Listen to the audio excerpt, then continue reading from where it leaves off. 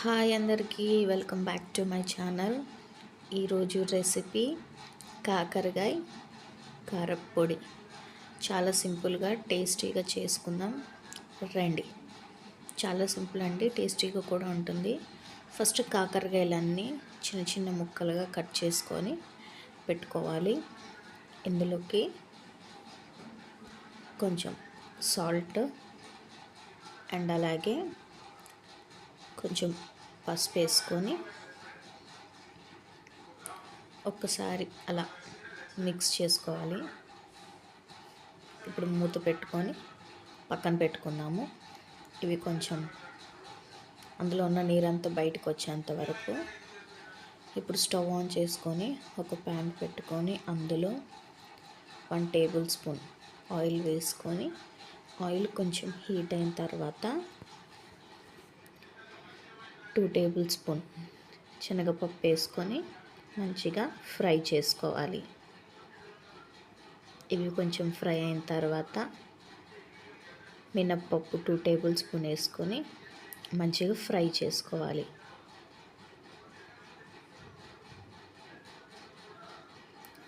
Next 2 table spoon ధనియాలు వేసుకొని ఇవి కూడా మంచిగా ఫ్రై చేసుకోవాలి. అలాగే 1 టేబుల్ స్పూన్ జీలకర్రను కూడా వేసుకొని ఫ్రై చేసుకోవాలి.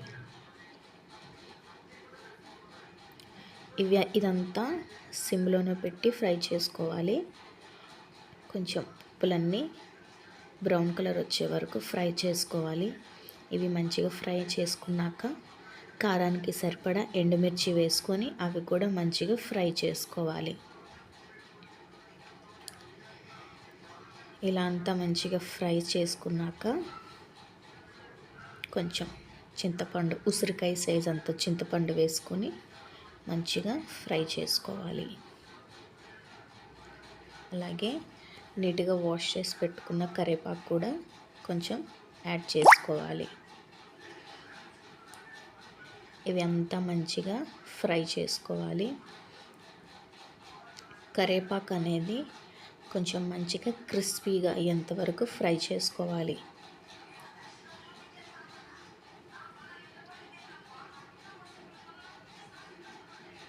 చూసారా, కరివేపాకు కొంచెం క్రిస్పీగా ఫ్రై అయిపోయింది. ఇప్పుడు స్టవ్ ఆఫ్ చేసుకొని అవి చల్లారేంత వరకు ఇవి కొంచెం కాకరకాయలో నుంచి వాటర్ వచ్చే వరకు ఇలా కలుపుకొని అందులో నుంచి వాటర్ అంతా ఇలా పిండేసుకొని పక్కన పెట్టుకోవాలి.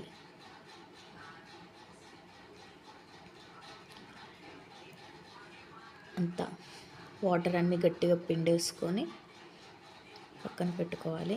ఇప్పుడు స్టవ్ ఆన్ చేసుకొని అందులో కొంచెం ఆయిల్ వేసుకొని కాకరకాయలన్నీ మంచిగా ఫ్రై అవ్వాలి. ఎలా అంటే బ్రౌన్ కలర్ వచ్చేంత వరకు మంచిగా ఫ్రై చేసుకోవాలి. ఈ పొడి చేదుగా ఉండదు.